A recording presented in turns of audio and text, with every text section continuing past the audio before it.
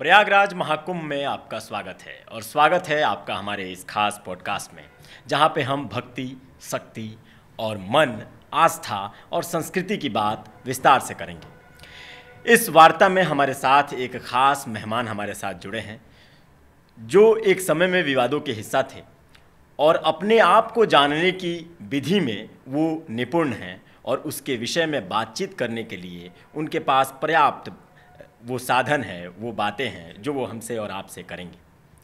Glacier बाबा से मशहूर योगी चैतन्य आकाश हमारे साथ मौजूद हैं। स्वागत है बाबा आपका हमारे इस पॉडकास्ट में। नमस्कार। जय श्री राम।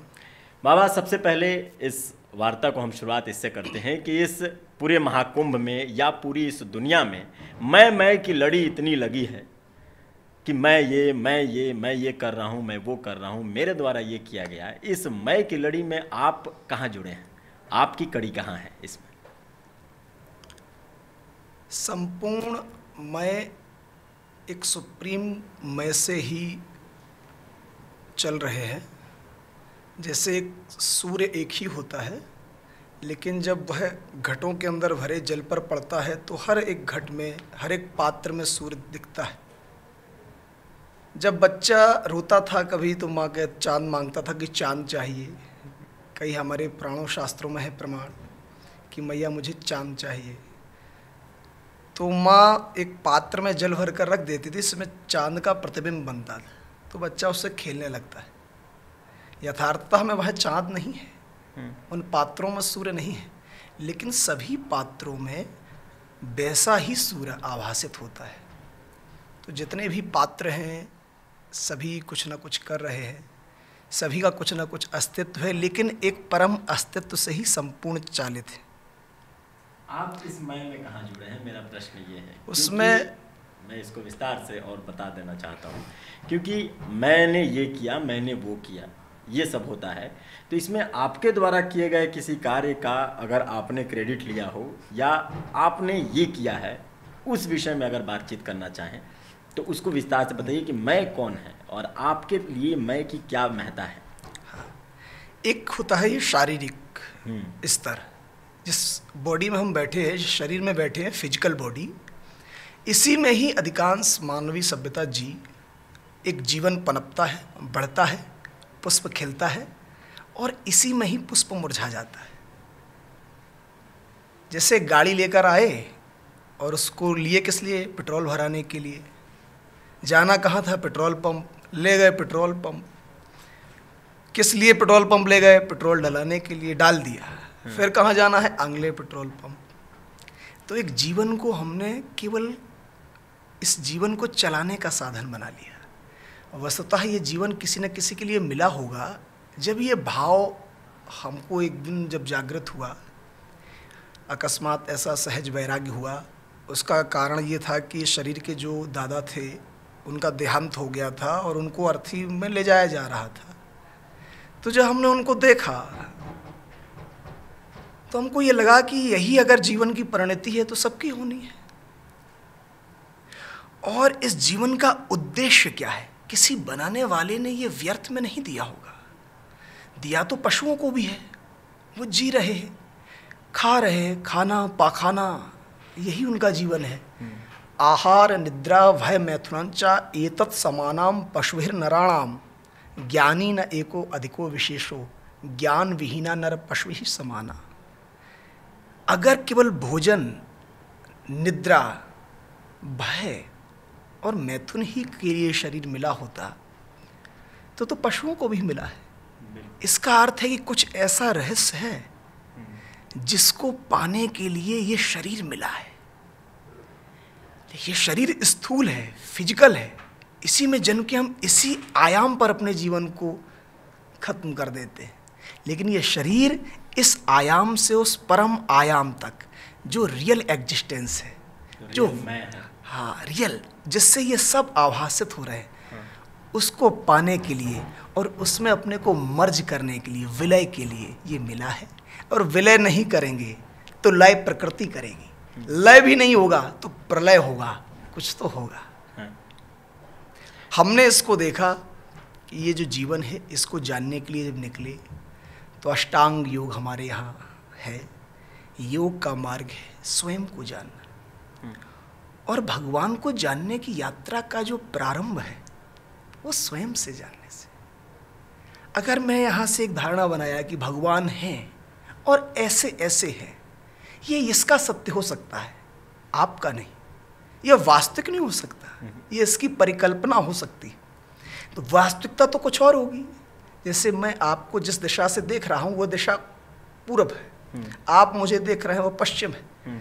तो हमारा सत्य तो पूर्व है दिशा, लेकिन हमारा सत्य आपका सत्य नहीं हो सकता। तो ये जो घटों के सत्य हैं, ये जो शरीरों के सत्य हैं, विचारों के सत्य हैं, ये एक स्तर तक ही सत्य है। नहीं तो सब सत्य हैं और सब असत्य है। एक ही सत्य है, वो परम सत्य है। इसमें मन की सत्यता या वो जो विचार की बात आप कर रहे हैं, वो मन क्या है? इस शरीर में मन की बात बहुत की जाती है। जब साधक अपने साधना में लीन होता है, भक्ति में जब अपनी बात करता है, भक्ति में लीन होने जाता है, तो मन की चंचलता उसे बहुत विचलित करती है। तो इसमें मन क्या है आपके अनुसार? कुल्हाड़ी इस जंगल के समस्त वृक्षों को काट सकती है, लकड़ियों को, लेकिन स्वयं में लगी हुई लकड़ी को नहीं काट सकती। ये जो फिजिकल बॉडी है, ये हमारा एक माध्यम है व्यक्त होने का। जैसे कार माध्यम है एक उसके चालक का, जो उसमें रथी है, रथ उसका चलने का माध्यम है, लेकिन कार ही चाल व्यक्ति नहीं है, शरीर ही चेतना नहीं। तो जो चेतना है अभी वर्तमान में, सेल्फ जिसे जीव कहते हैं, उसका जो कार्य करने का तरीका है, जो उस पर शक्ति है, वो विचार शक्ति है। आज हम सभी पशुओं से श्रेष्ठ क्यों हैं? क्योंकि पशुओं के पास एक्शन पावर है, कोई क्रिया कर सकते हैं, कार्य कर सकते हैं, कार्यकारी शक्ति है। लेकिन उनके पास विचारिक शक्ति नहीं है। विचारिक शक्ति यहाँ है। और जब इस शरीर की चेतना इसमें व्यक्त होने के लिए विचार करती है, तो वो विचार ही जीवन में मन के रूप में बदल जाता है। वो विचार की राजसिकता, सात्विकता और तामसा, जो तमस है, अंधकार है, वही उसका रूप ले लेते हैं। मन कहिए तामसिकता को, बुद्धि कहिए राजसी को, और विवेक कहिए उसकी सात्विकता को। तो ये जो तीनों चीज़ें हैं, तीन डोरियां हैं, इसको जो चलाने वाला है वो है जीव, सेल्फ। विचार जहाँ से उत्पन्न होते हैं, विचारों का जो जन्मदाता है वो है जीव, सेल्फ। और उस अस्तित्व पर हम बैठे हैं, इसलिए विचार तो रहेंगे। नहीं भी विचार करेंगे तो भी विचार हो रहा होगा। ये जो चेतना है इस मस्तिष्क में घूम रही है, हजारों विचारों को वो स्पर्श कर रही है। कोई एक को हम भाव देकर उसके प्रभाव को हम स्वभाव में और बदल देते, व्यक्त कर देते। परामय संकल्प आया, पश्यंती में उसको हमने पकड़ा, कैच किया, देखा। पश्य धातु है देखना, पश्यति पश्यता पश्यंती, देखा उस विचार को, अंदर अभी चल रहा है। मध्यमा माने मन और बुद्धि में उस विचार को अब हमने चिंतन किया, बोलना है या नहीं बोलना है। आपने सोचा ये प्रश्न पूछना है या नहीं पूछना है। बिल्कुल। और जब अब पूछा तो नहीं गया, केवल यहाँ कैलकुलेट हुआ, विचार हुआ। अब उसको व्यक्त करने के लिए माध्यम चाहिए, शरीर। तो उदात अनुदात स्वरित, स्वर माध्यम है किसी भी शब्द या भाषा को बहने का। तो उसको बहने के लिए आपने शब्द दे लिए और आपने वो प्रश्न पूछ लिया। चलिए, इन्हीं शब्दों का प्रयोग करके एक और प्रश्न का मैं इजाद करता हूँ और आपसे पूछता हूँ कि महापुरुष कौन है? अगर महापुरुष कोई है तो आपके लिए कोई महापुरुष है जिसे आप गुरु मानते हैं, और आपके गुरु कौन हैं? महापुरुष वो है जिसने अपने अस्तित्व को जाना हो। पुरुष तो यहाँ सभी है। महापुरुष वो है जिसने स्वयं के अस्तित्व को जाना हो। इतना अस्तित्व नहीं कि जन्मा, जीवन जिया और सही से जी भी नहीं पाए और मुरझा गया। फूल ऐसे भी हैं जो खिले ही नहीं, जिनको खिलने से पहले फिजा खा गई। कुछ जीवन ऐसे भी हैं जो जिए ही नहीं, जिनको जीने से पहले ही मौत आ गई। ऐसे भी जीवन इस अस्तित्व में, इस ब्रह्मांड में आए और चले गए। उनको व्यक्त होने का मौका नहीं मिला, एक पुष्प की भी इच्छा होती है कि मैं खिलूं, सुगंध से भरूं और श्री हरि के, उन प्रभु के, उन सुप्रीम, उस सुप्रीमेसी के चरणों में चढ़ूं। इस प्रकृति को वो पुष्प भी चाह रहा है कि इस प्रकृति को ही मैं निवेदित हूं। ऐसे ही निवेदित है ये पुष्प, जिस पुष्प की आप बात कर रहे हैं, जिस शरीर की आप बात कर रहे हैं, उस परम सत्ता शक्ति को यह पुष्प और इसके संपूर्ण भाव और सुगंध उसको निवेदित है।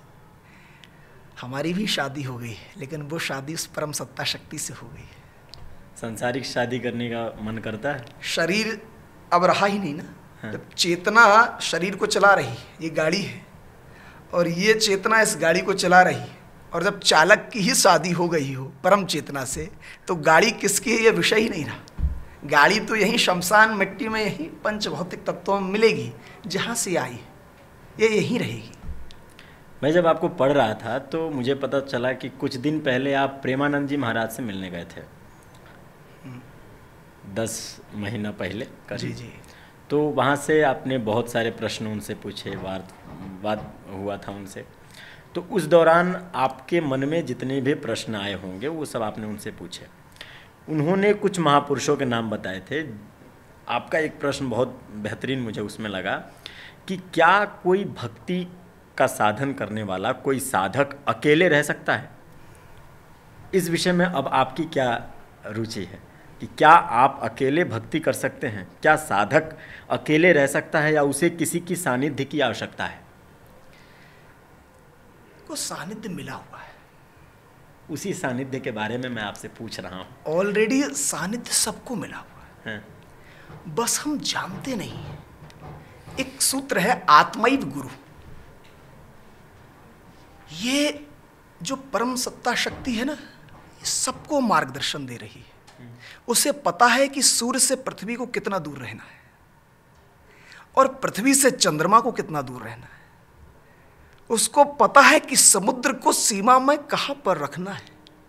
अगर उसका सानिध्य हट जाए, एक भजन है, प्रबल प्रेम के पाले पड़कर प्रभु को नियम बदलते देखा, अपना मान टले टल जाए भक्त का मान न टलते देखा। जिनकी भ्रुकुटी भावों के भय से सागर तक को उबलते देखा, उनको माँ जशोदा के भय से अश्रु बिंदु दृढ़ ढलते देखा। अद्भुत। सानिध्य मिला हुआ है। क्या आप वास्तव में समर्पित हैं? क्या आप शरणागत हैं?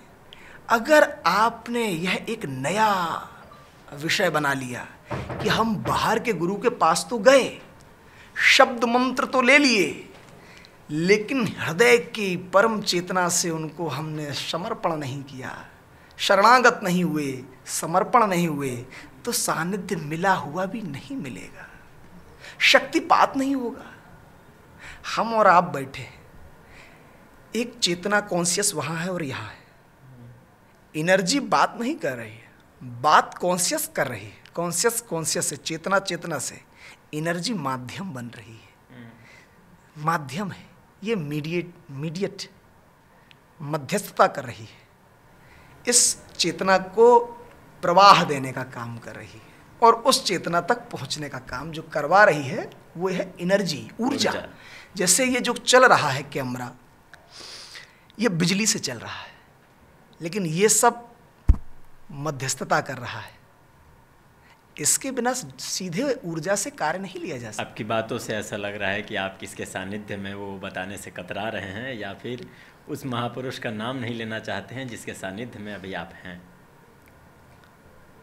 वर्तमान में मैं शिव के सानिध्य में हूँ।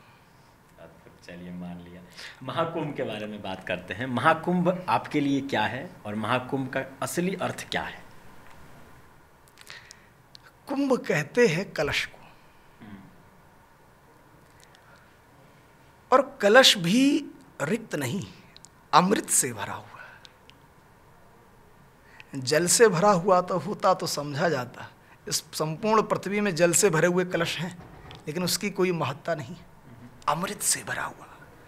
आज इतना बड़ा यहाँ पर जो आयोजन है, जो पूरे विश्व का एक आकर्षण का केंद्र बना हुआ प्रयागराज है,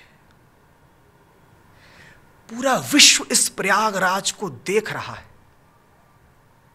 श्रद्धालु भक्तों का यहाँ ऐसा जमात, ऐसा सौंदर्य, ऐसी रूपरेखा देखने को मिल रही है, जो केवल देख रहा है उसे भी आनंद आ रहा है। जो यहाँ है उसके आनंद की तो आप चर्चा ना करिए। जो दूर से इन सानिध्य, इस माध्यम के माध्यम से जो देख रहा है, उसको भी बड़ा आनंद आ रहा है। ऐसा ये भाव, ऐसा ये धर्म, ऐसी ये धर्म की गंगा, यमुना और सरस्वती त्रिवेणी का जो संगम घटा है, अद्भुत है सर। इस त्रिवेणी के जिक्र आपने कर ही दिया है, तो इस त्रिवेणी को परिभाषित भी कर दिया जाए। बिल्कुल, हम कुंभ से ही इसको जोड़ देंगे। हाँ। कुंभ कलश जो अमृत से भरा हुआ है। कहानी तो सूक्ष्म हम ले लेते हैं, सभी जानते ही होंगे। देवताओं ने जो मंथन किया, देवता अमृत कलश निकला और उसको जो जयंत ले गए उसको स्वर्ग में, तो 12 दिन लगे और वो 4 जगह अमृत उसका गिरा। तो 12 वर्ष में 4 जगहों में कुंभ लगते हैं। उसमें भी अर्ध कुंभ 6 वर्षों में लगता है, पूर्ण कुंभ 12 वर्षों में लगता है। लेकिन ये पूर्ण कुंभ 12 बार जब आता है तो महाकुंभ कहलाता है। और इस महाकुंभ में अमृत वेला में जो श्रद्धालु आकर उस गंगा, यमुना और सरस्वती की त्रिवेणी में स्नान और डुबकी जो लगा रहे, तो जाता तो भक्त है, जाता तो भाव है, श्रद्धालु है, जीव डुबकी लगा रहा है, और उधर से चेतना शिवत्व के रूप में निकल रही है। ये इसका एक वास्तविक यौगिक अर्थ है। इड़ा, पिंगला और सुषुम्ना त्रिवेणी किसे कहते हैं, और जहां त्रिवेणी है वहीं अमृत है। अमृत वहीं मिलेगा जहां त्रिवेणी है। इड़ाया चंद्रमाश्च पिंगलायाश्च भास्करः सुषुम्ना शंभु रूपण शंभु हंसः स्वरूपतः। हम सभी के 2 स्वर दिख रहे हैं प्रत्यक्ष में, जीवन इन्हीं से चलता है साहब। बिल्कुल। जन्म और मृत्यु के बीच में क्या है? श्वासें। ये अभी निकल जाएं तो हमारा अस्तित्व जो यहाँ दिख रहा है, ये अभी यहीं ढेर हो जाए।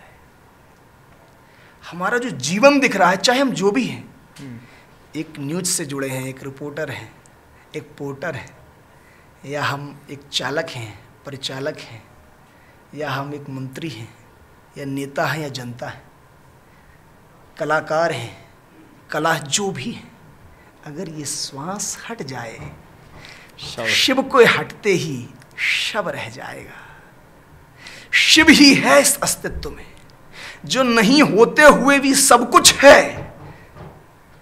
जो जीवन है वो शिव है। और वो जो जीवन, जब वो श्वास हमसे जुड़ती है तो वो शिव हम में है, और जब श्वास इसमें नहीं है तो हम शिव में हैं। ये जो श्वासों की दूरी है, यही शिवत्व धारण करती है। और योगी की श्वास उसके आज्ञा चक्र पर ठहर जाती है। इसलिए योगी अब योगी पुरुष नहीं, महापुरुष हो जाता है, क्योंकि वो अब जीव नहीं, वो अब इस परम चेतना का एक अंश बन जाता है। उस चेतना में अपने को विलय कर देता है। अब वो जीव नहीं, अब वो शिव हो जाता है। इसलिए इस त्रिवेणी में जो स्नान करता है, गंगा, यमुना, सरस्वती, इड़ा नाड़ी जो है, सभी के पास ये स्वरों का विज्ञान है। चंद्र नाड़ी है ये यमुना, गंगा का प्रतीक है। शंकर जी के मस्तक पर भी चंद्र जो लगा है, वही माँ गंगा विराजमान है, और वहीं से माँ गंगा निकल रही है। इसीलिए चंद्र नाड़ी है, माँ गंगा का प्रतीक है। ये एक प्रयाग की त्रिवेणी का रहस्य है, यौगिक भाषा है, यौगिक भाषा का रहस्य। और जो सूर्य है, वहीं से माँ यमुना निकल रही है। सूर्यवंशी और चंद्रवंशी हमारे भगवान भी इसी में आए।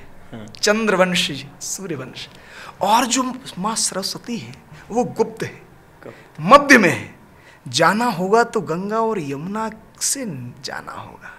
ये 2 स्वर प्रकट हैं, चंद्र और सूर्य गंगा और यमुना से जाएंगे तो गुप्त जहाँ सुषुम्ना विराजमान है, जहाँ तीनों का संगम हो रहा है, आप वहाँ जब पहुँचेंगे, और योगी जब वहाँ पहुँचता है और जब वहाँ डुबकी लगाता है उस शिवत्व में, तो जाता तो जीव है, निकलता शिवत्व में।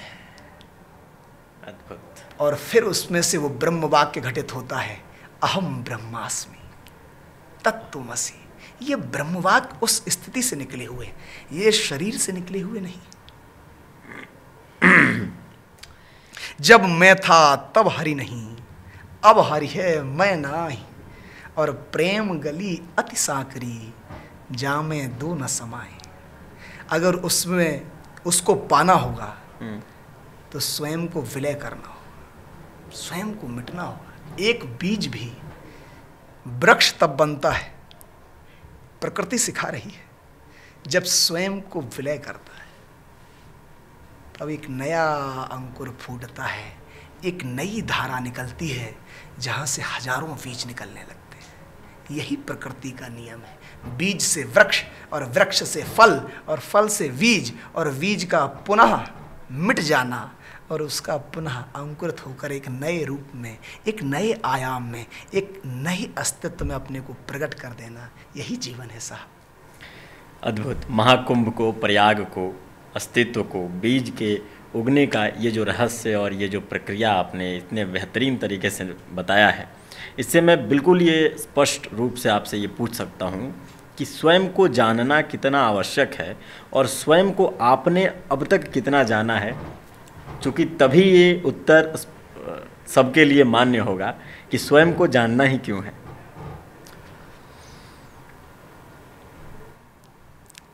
प्रकृति का एक नियम है।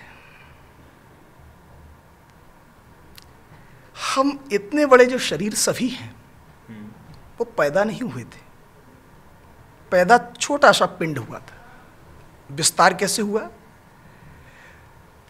भोजन, दूध या वस्तु पदार्थ लेकर। अगर हम उसको एक शब्द में कहें तो ऊर्जा को लेकर, एनर्जी को खाकर ये इतना बड़ा शरीर बना है। अब नियम यह है प्रकृति का कि एनर्जी को खा रही है, और अगर इस एनर्जी को एनर्जी नहीं दी तो इसकी एनर्जी इसी एनर्जी को खा लेगी।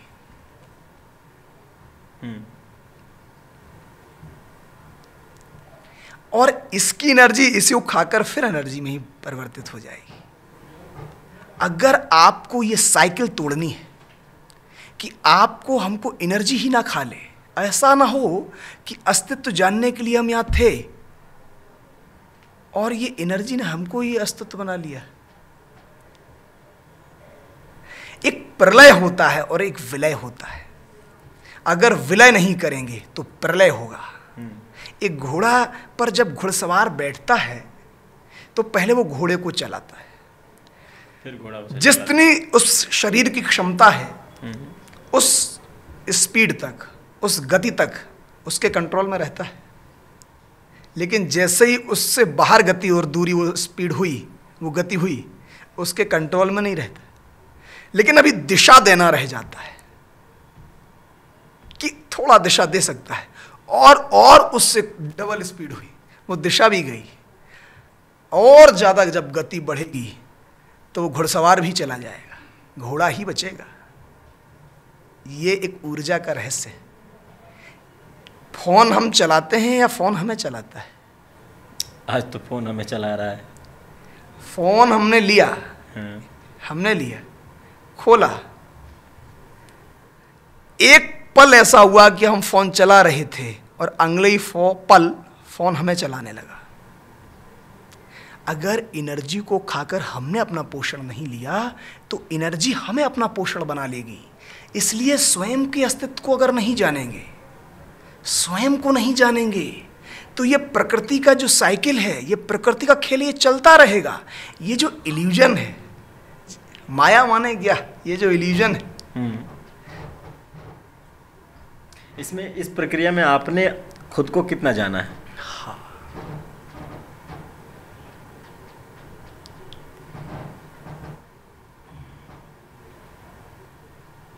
अभी प्रक्रिया में है। जानने वाला है। किसी और का हो चुका है।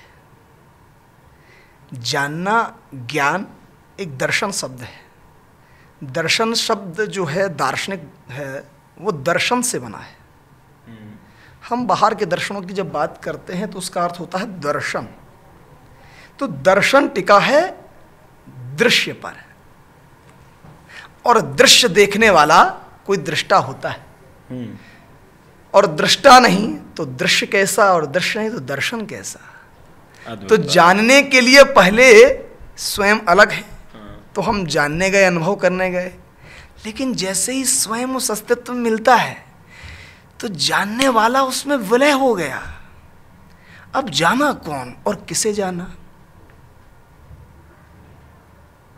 इस शरीर ने इस शरीर को जाना या इस शरीर ने इस शरीर के भीतरी भाग को जाना? ये शरीर शरीर को जानेगा, हाँ, और स्वयं स्वयं को जानेगा। ये शरीर स्वयं को नहीं जान सकता। हम्म, जैसे एक पॉट है या कोई एक बाल्टी है, उसका एक आकाश होता है, उसके अंदर एक स्पेस है, हम्म, उसका स्पेस है, फिर वो इस कमरे में है, उसका अपना स्पेस है, आकाश है, और ये सब जो है ये एक महाकाश में है। आकाश एक ही है, लेकिन आश्चर्य है कि उस बाल्टी के आकाश में ये कमरे का आकाश नहीं आ सकता, और इस बाल्टी के आकाश से इस कमरे का आकाश का, ये कमरे का आकाश में ये संपूर्ण आकाश नहीं आ सकता। तो स्वयं को जब जानने जाते हैं तो आपका आकाश एक बड़े आकाश में विलय कर जाता है।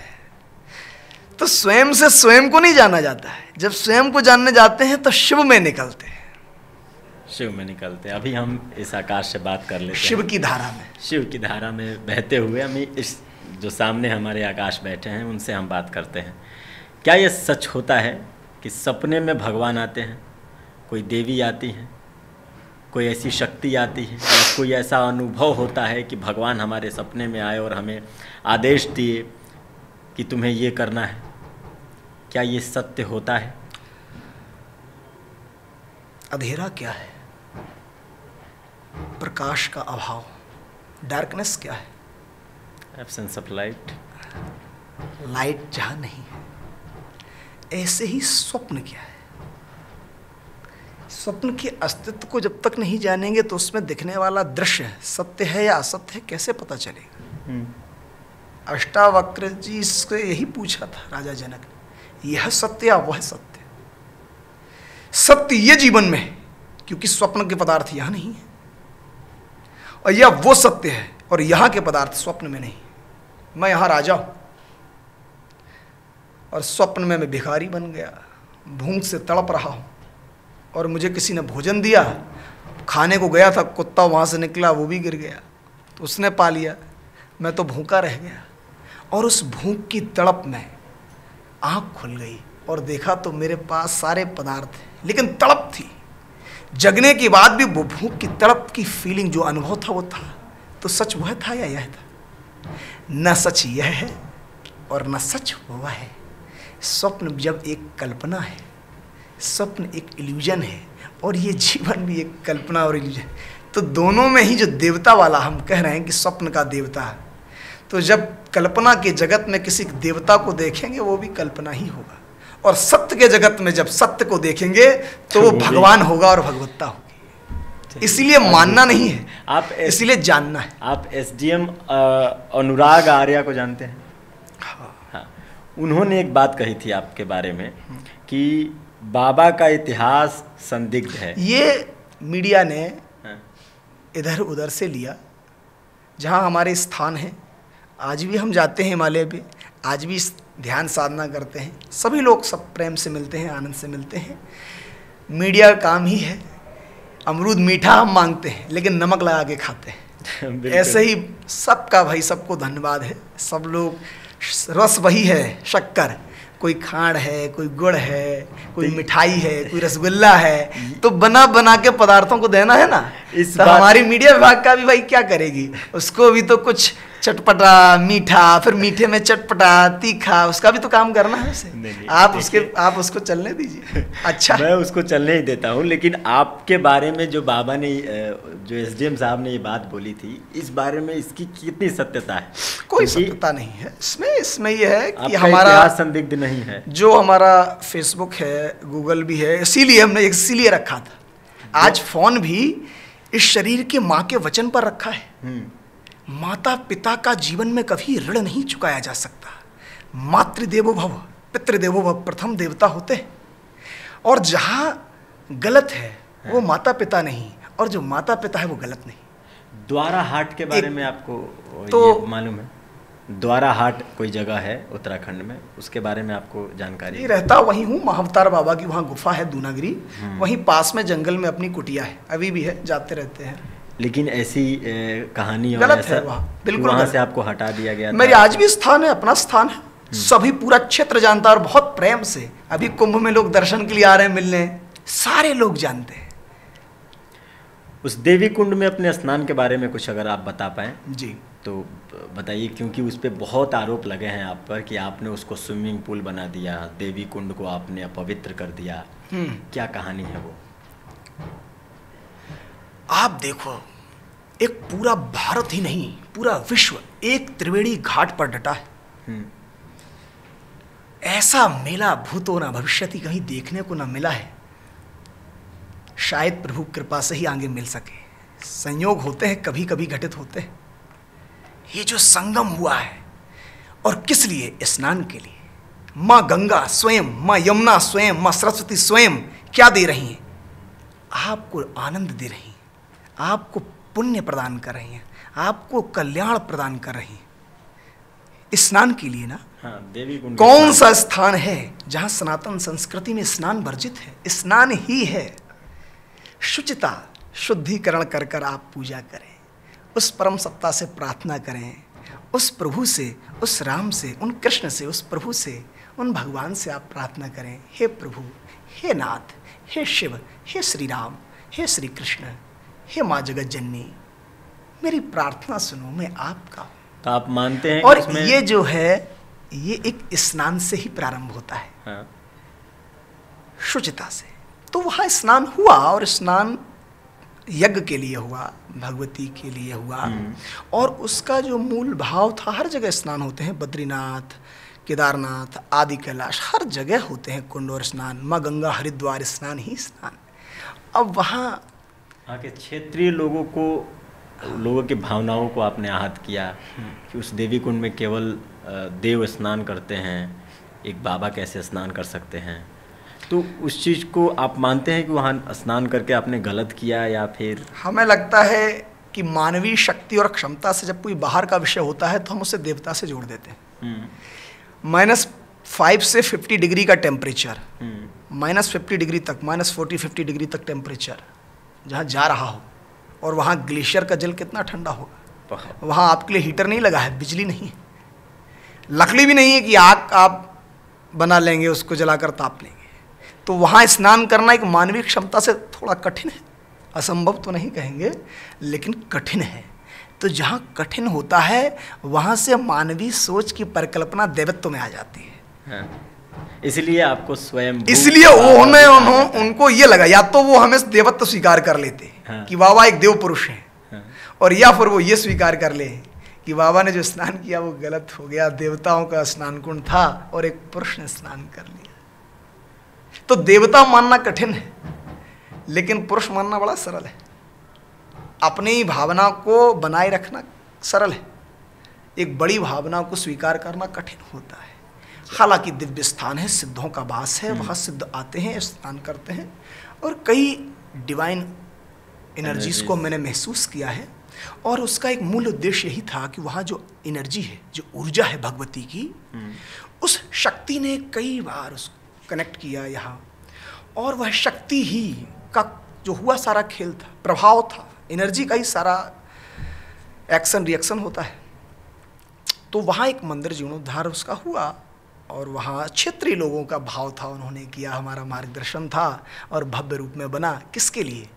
क्षेत्रीय लोगों के लिए, पर्यटन के लिए, धार्मिक पर्यटन। उत्तराखंड सरकार का एक बहुत बड़ा हिस्सा धार्मिक पर्यटन है, जिससे वहाँ के जो लोग हैं, जो बेचारे पहाड़ के लोग, भोले भाले लोग, जो आज भी रोडों से दूर पर जंगलों में रहते हैं, बहुत ऊंचाइयों पर रहते हैं, कहीं कहीं बिजली भी वहाँ तक अभी कठिन है पहुँचाना, और ऐसे लोग जिनके पास अभी उस दूरी तक सुविधाएं उतनी जो होनी चाहिए, अभी थोड़ा सा चल रहा है, सरकार प्रयत्न कर रही है। उसी प्रयत्न में ये एक प्रयत्न था। विधायक जी क्षेत्रीय हमारे साथ थे, उनका पूर्ण सहयोग था, वहाँ सरकार साथ थी पूर्णतः, और माननीय वर्तमान के मुख्यमंत्री जी ने कई बार आश्वासन दिया, वहाँ के लिए कार्य किया, पर्यटन के लिए कार्य किया, क्षेत्रीय लोगों के विकास के लिए कार्य किया। 1 करोड़ रुपए भी उन्होंने दिया वहाँ के जो मार्ग है उसके लिए, और एक बहुत सुंदर प्रारूप दिया जा रहा था जिससे धार्मिक पर्यटन बढ़े और वहाँ के जो क्षेत्रीय लोगों को रोजगार मिले। लाखों लोगों के रोजगार का विषय है अभी तक, और उसको राजनीतिक दलों के द्वारा अपने मान अपमान, अपने को ऊंचा नीचे, ये सब विषय लाकर उस देवभूमि में, उस दिव्य मंदिर जो भगवती माँ का मंदिर है, उस पर राजनीति करना मुझे लगता है उचित नहीं है। अपने अस्तित्व से खिलवाड़ नहीं करना चाहिए। सब कुछ करें लेकिन अपने अस्तित्व से खिलवाड़ ना करें। अभी परमाणु बम वही है। अभी तक उस मंदिर का कार्य लंबित है या उसका क्या अभी तक कहाँ तक केस? अभी रुका पड़ा है। बहुत विरोध किया, जो सनातन धर्म के विरोधी लोग थे वो करते आ रहे हैं, और आज से नहीं, सदियों से सनातन धर्म का विरोध होता चला आ रहा है। रिकॉर्ड हो रहा है? कट गया है? हो रहा है ना? ठीक है। इसको बस ये लास्ट क्वेश्चन है, उसके बाद ये विषय महत्वपूर्ण है। बस उस मंदिर का जो अभी ये सनातन धर्म और ये सब ले लेते हैं। हाँ, स्थिति को क्लियर कर। ये सनातन धर्म, अयोध्या, बांग्लादेश, ये सब 2 मिनट में 2 मिनट में नहीं हो पाएगा। उस मंदिर के विषय में ही अब तक क्या केस पहुंचा है उसके बारे में विस्तार से अगर आप बता पाए तो। बाबा, अगर उस मंदिर के बारे में बता पाएँ, जिस मंदिर के लिए आपने इतना प्रयत्न करके वहाँ के स्थानीय लोगों को मनाकर वहाँ पे मंदिर का स्थापना किया था, उस मंदिर का कहाँ तक कार्य पहुँचा है, और अब तक जो SDRF और जो भी पुलिसकर्मी या वन विभाग के लोग आपको ढूंढ रहे थे वो कहाँ तक केस पहुँचा, इसके बारे में विस्तार से बताइए। वो कोई ऐसा कुछ नहीं था, वहाँ क्षेत्रीय लोगों का पूरा वहाँ कार्य किया गया था। सरकार, विधायक जी हमारे पूरा उसकी देखरेख उनके हाथ में थी, और वो कई बार गए हमारे माननीय मुख्यमंत्री जी के पास प्रस्ताव लेकर के और विकास किया जाए। और जब वहाँ पूजा की जा रही थी, स्वास्तिक की पूजा बनाकर, वहाँ स्वास्तिक बनाकर पूजा कर रहे थे, तो एक बड़ा ही दिव्य चमत्कार हुआ कि वहाँ सामने 1000 फीट का बर्फ का स्वास्तिक पर्वत ही प्रकट हो गया। माननीय वर्तमान सुरेश गढ़िया जी जो विधायक हैं, वो उसको लेकर तुरंत देहरादून गए, चित्र लेकर माननीय मुख्यमंत्री जी को भेंट किया, और बड़े ही उत्तराखंड ही नहीं पूरे देश के लिए गर्व का विषय रहा। और उन्होंने आश्वासन दिया कि इस क्षेत्र का विकास, सौंदर्यीकरण, धर्माटन बढ़ाया जाएगा ताकि क्षेत्रीय लोगों को रोजगार मिले, यहाँ का और विकास हो, देवभूमि की दिव्यता और बढ़े, और उत्तराखंड का जो धर्म है, जो दिव्यता है, वो और निखरती रहे। ऐसा प्रयास था जिसका कुछ राजनीतिक दलों द्वारा, कुछ सनातन धर्म के विपरीत लोगों द्वारा उसका विरोध किया गया। नवरात्रि के समय में उसको रोका गया, उसको तोड़ा गया। ये हिंदुत्व के लिए, ये सनातनियों के हृदय की भावनाओं को ठेस पहुंचाने का काम किया गया। आज भी वहाँ का अधिकांश जनमानस बहुत हृदय से दुखी है और बहुत नाराज है, और सभी ये प्रार्थना करते हैं सरकार से कि वहाँ दोबारा से उसको पूर्णतः जो कार्य है उसको हो। और देवभूमि है, देवताओं का स्थान नहीं होगा तो किसका होगा? हर चोटी पर देवता है। वहाँ का कंकड़ कंकड़ शंकर है, वहाँ का हिमालय हिमालय शिव है। वहाँ भगवती का, जगदम्बा का स्थान नहीं होगा तो कहाँ होगा साहब? आप बताइए। तो वो वहाँ के क्षेत्रों की सैकड़ों वर्षों से पूजा कर, उनकी भावनाएं हैं वो हो, उसमें राजनीतिक कई जो लोगों ने हस्तक्षेप किया वो ना हो, उसको भव्य रूप दें, एक धार्मिक पर्यटन हो और उसका एक सौंदर्यीकरण और एक विकास उस क्षेत्र का हो, हम ऐसा चाहेंगे। और सनातन धर्म पर विरोध होते रहे हैं, अयोध्या हो, बनारस हो, मथुरा हो, और यहाँ ही तक नहीं, बांग्लादेश तक में हिंदुत्व के नाम पर उनको मारा गया।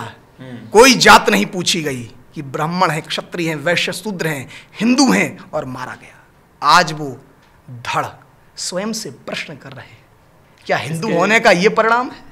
इसके विषय में हम और विस्तार से बात करेंगे। आज का पॉडकास्ट बहुत बेहतरीन रहा, और आपने जिस भी विषय में बात की बिल्कुल विस्तार से बात की, उसके लिए बहुत बहुत धन्यवाद आपका।